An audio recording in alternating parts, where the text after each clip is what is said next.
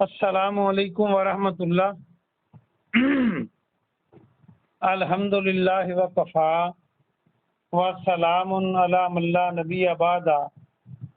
اللہ مہربان کے فضل و کرم سے ہمارا آج کا سبق سورہ البقرہ کی آیت نمبر 180، 181 اور 182 ہوگا انشاءاللہ۔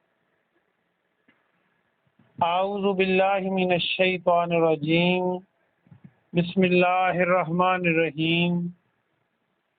کتب علیکم، کتبہ لکھ دیا گیا، فرض کر دیا گیا، علیکم تم پر۔ یہ کتبہ جیسے کتاب لکھی ہوتی ہے تو اس کو کتاب کہتے ہیں، یا کاتب لکھنے والے کو کہتے ہیں۔ اذا حاضرہ، اذا جب حاضرہ حاضر ہو جائے، آ جائے، اس کو یاد رکھنے کے لیے حاضر اور غیر حاضر اردو کے لفظ کو یاد رکھیں۔ احدکم الموت، احدکم تم میں سے کسی ایک کو، احد واحد ایک کو کہتے ہیں، الموت موت، ان تارا کا، ان اگر تارا کا چھوڑے۔ اچھا، یہ جو ترک کرنا چھوڑنا، اور ایک اور لفظ ہم بولتے ہیں اردو میں ترکہ، وہ مال جو کوئی چھوڑ کر فوت ہو جائے۔ خیرہ مال، مال کو خیر کہا گیا ہے۔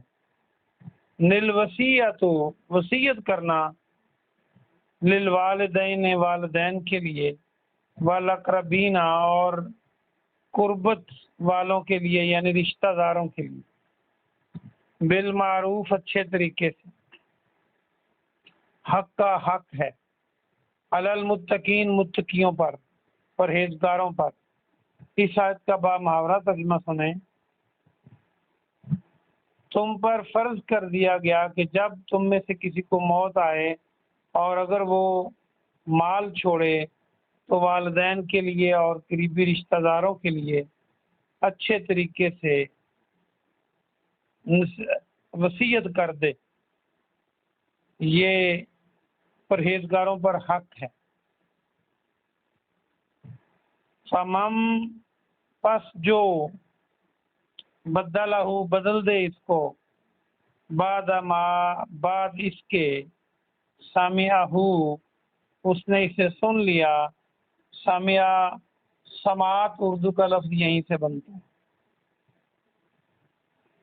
فإنما، تو بے شک، اسمہ، اس کا گناہ، علی الذین، ان لوگوں پر ہے، یبدلون، جو تبدیل کریں اس کو۔ یہ تبدیل کرنا اور بدل دینا اردو کا لفظ یہیں سے بنتا ہے، بعد لام سے۔ ان اللہ، بے شک اللہ، سمیع علیم، سننے والا اور جاننے والا ہے۔ 181 آیت کا ترجمہ با محاورہ سنیں۔ پس جو کوئی اس کو سننے کے بعد یعنی وصیت کو بدل ڈالے تو اس کا گناہ اس پر ہے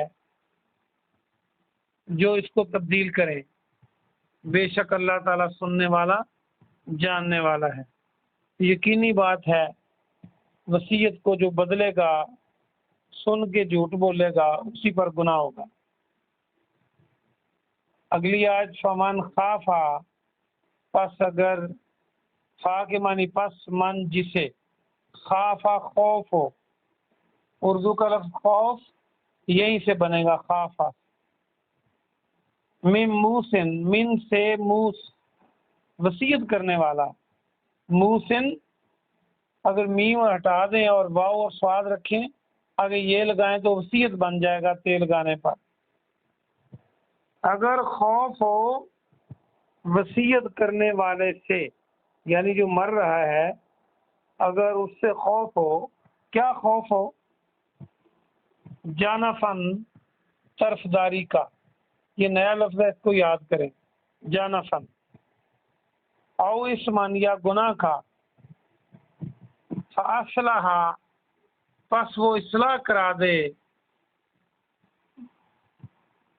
بینہم ان کے درمیان فلا پس نہیں اسما کوئی گناہ علیہ اس پر ان اللہ غفور الرحیم بے شک اللہ غفور ہے اور رحیم ہے۔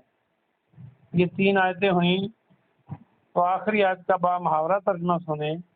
پس جسے وصیت کرنے والے کی طرف سے طرفداری کا یا کسی گناہ کا خوف ہو تو اگر وہ صلح کرا دے ان کے درمیان تو کوئی گناہ نہیں اس پر، بے شک اللہ تعالیٰ بخشنے والا اور رحم کرنے والا ہے۔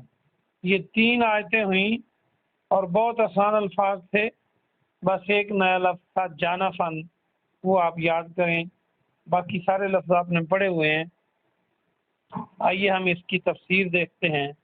واپس آ جائیے آیت نمبر 179 پر، نہیں 180 پر۔ تو اللہ سبحانہ و تعالیٰ نے جب ابھی وراثت کے احکامات نازل نہیں کیے تھے تو یہ حکم تھا، جب وراثت کے قوانین اللہ نے نازل کر دیے تو پھر اس کو منسوخ کر دیا گیا۔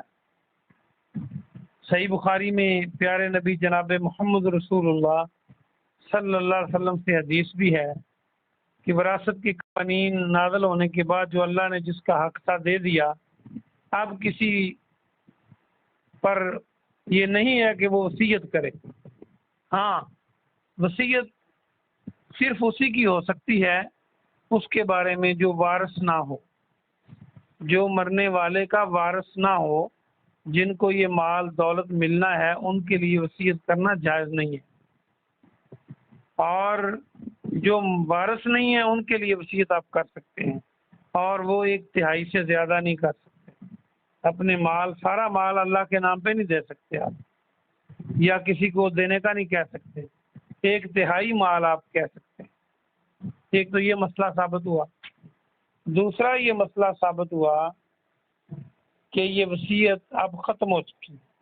اب اللہ نے قرآن میں یہ نازل کر دیا کہ مرنے والا جو ہے اس کا قرض اور اس کا کفن دفن کا خرچ اتارنے کے بعد اب اس کو تقسیم کیا جائے گا، اور وہ اس کے حصے مقرر کر دیے، 1/8 بیوی کا، 1/6 والد والدہ کا، اور 2 حصے بھائی کے اور 1 حصہ بہن کا۔ تو یہ اللہ نے اب احکامات نازل کر دیے ہیں وراثت کے، تو اب اس کے مطابق ہوگا سارا۔ لیکن یہ قرآن میں آیتیں باقی رکھی گئی ہیں، ان کو پڑھا جائے گا، ان کا ثواب بھی ملے گا، اور حکم جو ہے، عمل جو ہے، وہ وراثت کی آیتوں پر ہی ہوگا۔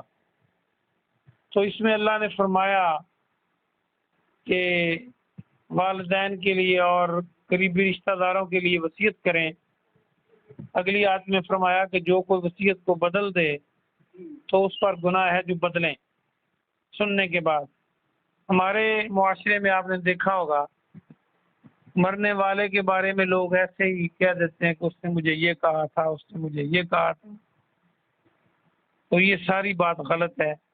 اگر کوئی وصیت کو تبدیل کرے تو بہت بڑا گناہ ہے،